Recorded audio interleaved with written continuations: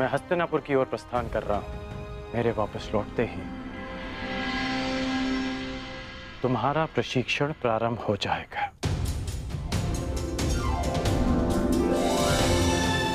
कदाचित हमारी सोच में मतभेद हो, परंतु हमारे पक्ष में कोई मतभेद नहीं। सुना है कि वासुदेव शांति दूत बनकर हस्तिनापुर आ रहे हैं, तो हो सकता है कि ये युद्ध टल जाए। नहीं, युद्ध होना निश्चित है। हाँ, वासुदेव स्वयं आ रहे हैं तो अवश्य कोई बात होगी।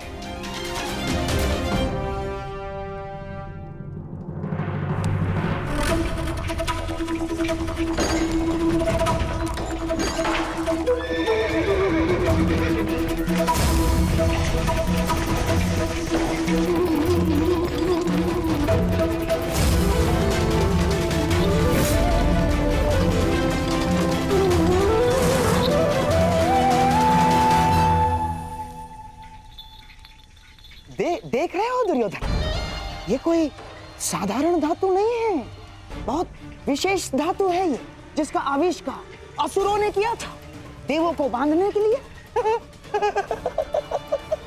इससे सक्षम और कठोर कुछ हो ही नहीं सकता उस छलिए को बांधने के लिए। अब उसके आते ही इसी से उसे बंदी बना लेंगे।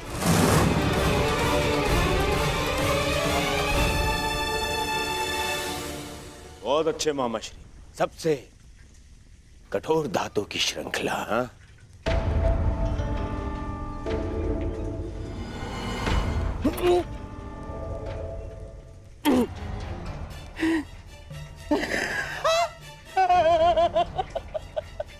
देखो, मैंने कहा था ना तुमसे। परंतु मैं ये देखना चाहता हूं कि ये कितनी कठोर है। तो कर लो प्रयास। दासों, मामाश्री को इसमें बांध दो। ये क्या कह रहे हो तुम?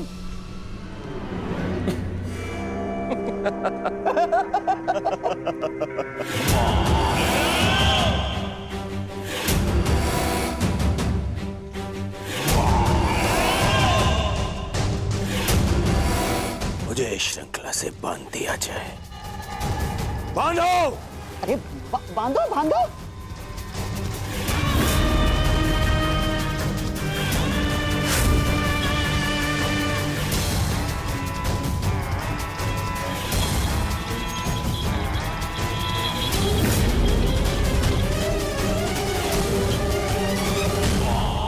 अब देखते हैं ये श्रृंखला कितनी सक्षम है।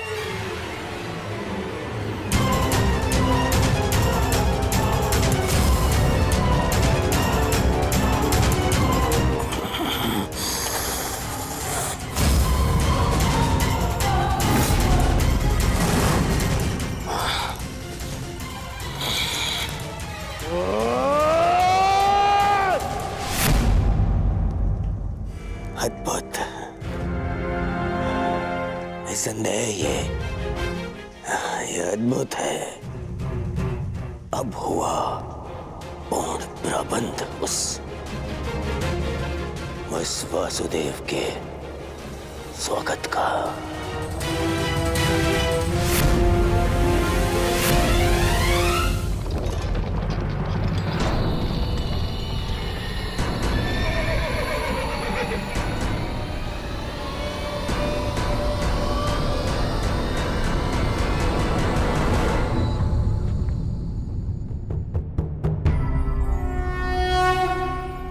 देख रहे हो दुर्योधन, ये वही छलिया कृष्ण है जो अपने चाल में, अपने छल में सबको फंसाता रहता है। ग्लानिर्भवति भारत आज ये स्वयं मेरे रचाए चक्रव्यूह में फंसने आ गया।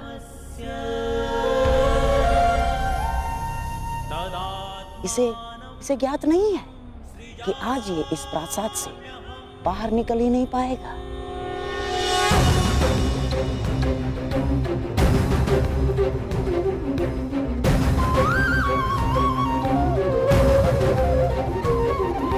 यदा यदा धर्मस्य ग्लानिर्भवति भारत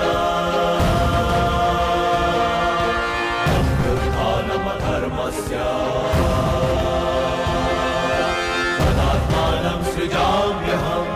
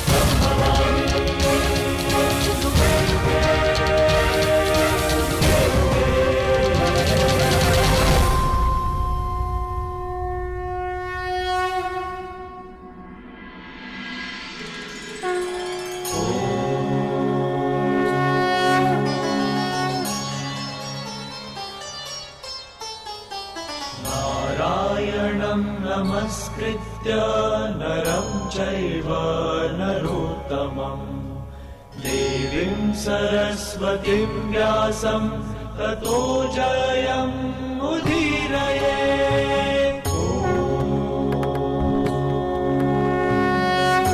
प्रणिपात हस्तिनापुर नरेश। कल्याण हो वासुदेव। प्रणिपात गंगापुत्र। कल्याण हो वासुदेव।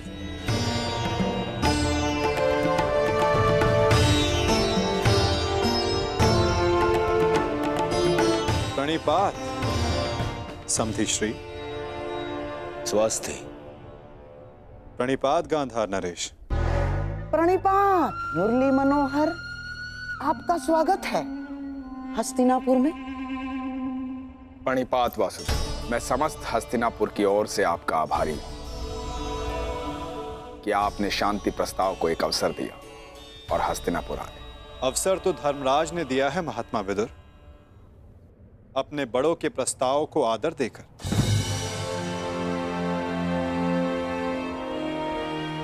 मैं तो बस उनका संदेश यहां लाया हूं। वासुदेव, संदेश अपने स्थान पर है। मुझे तो आपको हस्तिनापुर में देखकर ही प्रसन्नता हो रही है। मुझे ज्ञात है युवराज, और आशा भी कि आपने मेरे स्वागत की सारी तैयारियां पूर्ण कर ली होगी।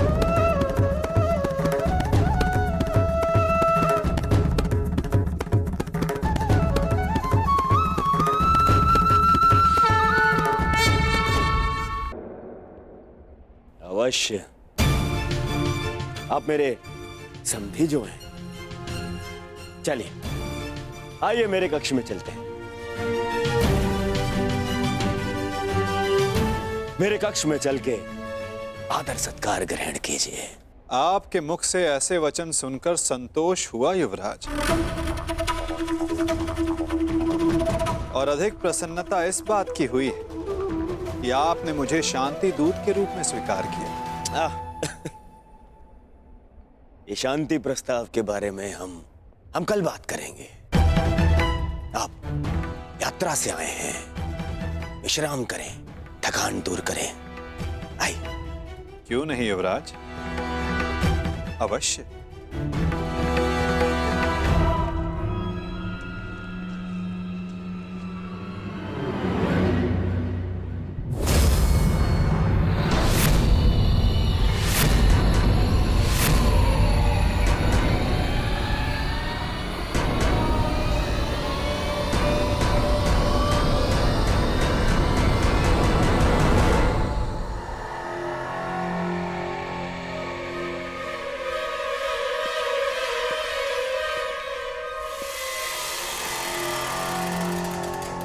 क्या हुआ वासुदेव, आप ठहर क्यों गए? मैं आपके सत्कार भाव का सम्मान करता हूं युवराज, परंतु मैं शांति दूत हूं, शरणागत नहीं। और वैसे भी पांडवों ने मुझे अपने पक्ष में चुना है।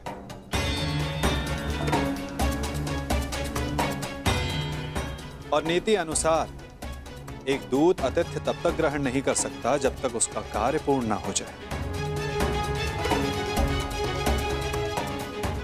इसलिए क्षमा कीजिएगा मुझे, मैं आपका सत्कार ग्रहण नहीं कर सकता।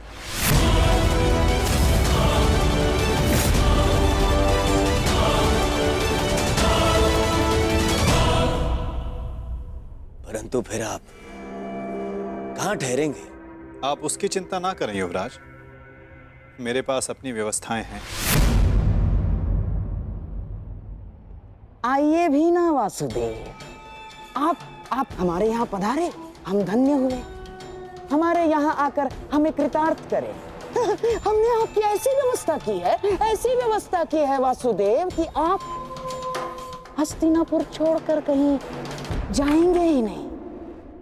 ऐसा कुछ नहीं जो सदा रहे, और ऐसा कुछ नहीं जो सदा ना रहे। तो फिर मेरे यहाँ होने ना होने का क्या अर्थ रह जाता है गांधार नरेश?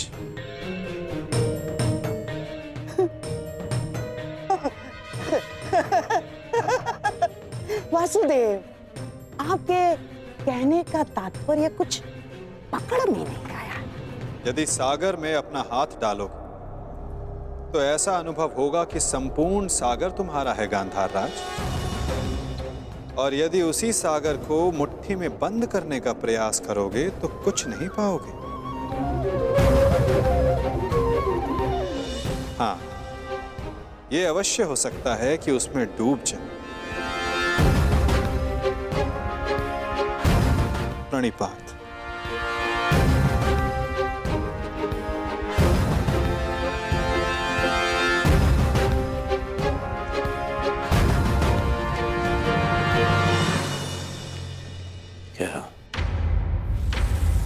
क्या चल क्या रहा है इस चलिए के मन में? कहीं से हमारी योजना का भान तो नहीं हो गया? शांत रहो दुर्योधन, शांत रहो।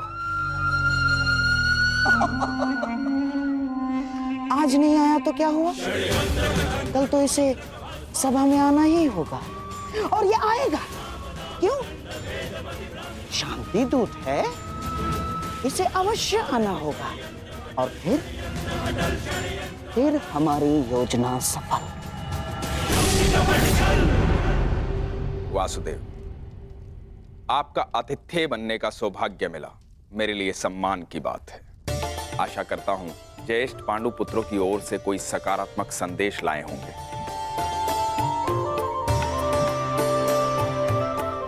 संदेश तो मैं लाया हूं महात्मा विदुर, परंतु वो संदेश मैं कल सभा में सबके समक्ष रखूंगा। प्रणिपात माधव, मेरा सौभाग्य है कि आज मेरे आराध्य मेरे घर पधारे हैं। सेवक, प्रभु के लिए भोजन लेकर आओ।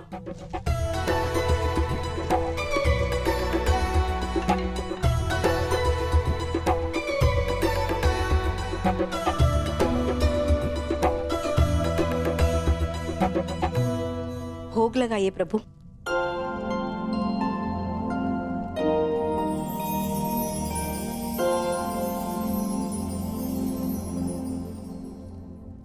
मेरा प्रिय मिष्ठान नहीं दिखाई दे रहा।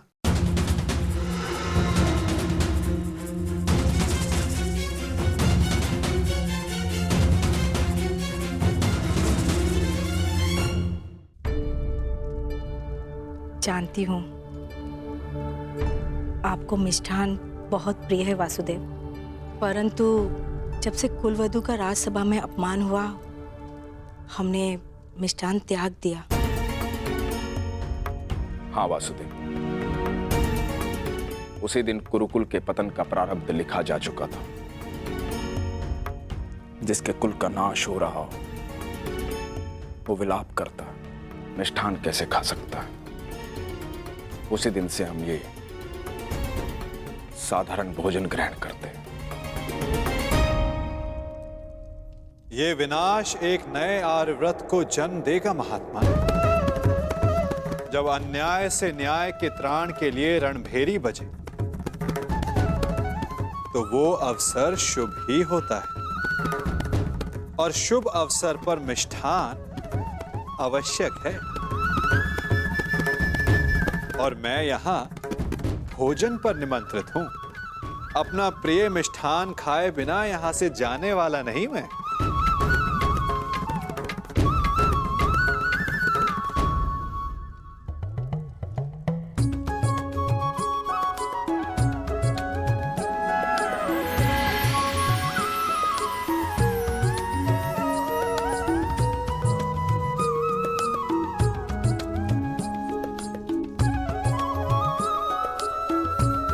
आइए, मिष्ठान ग्रहण कीजिए। वाह काका श्री वाह।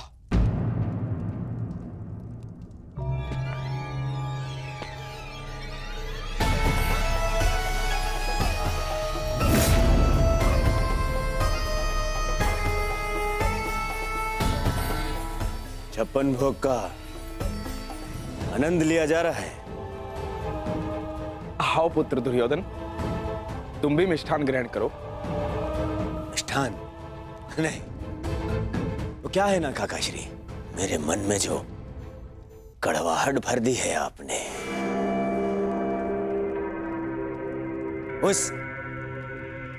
इस मिष्ठान की मिठास से मिट नहीं सकती है।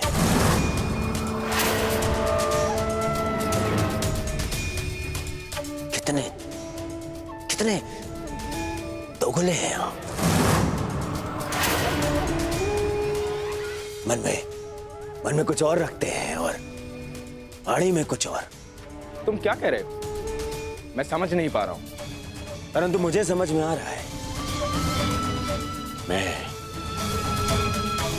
मैं समझ गया हूं कि आप इतने वर्षों से क्या करना चाहते हैं। आप मुझे नीचा दिखाना चाहते हैं।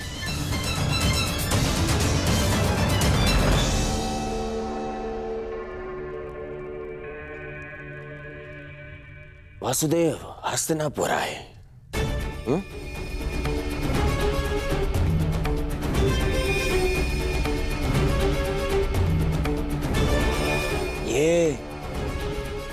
ये मेरे संबंधी हैं।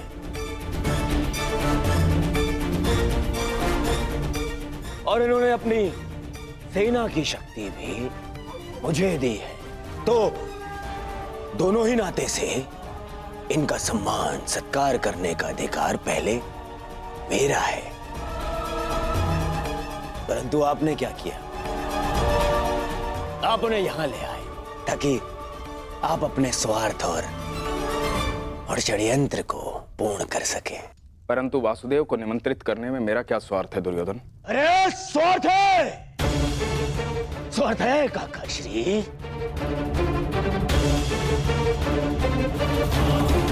राजसभा में प्रस्थान से पूर्व आपने यहां इसलिए लाए ताकि आप अपने वो प्रिय पांडवों के पक्ष में इन्हें उकसा सके। स्वार्थ है।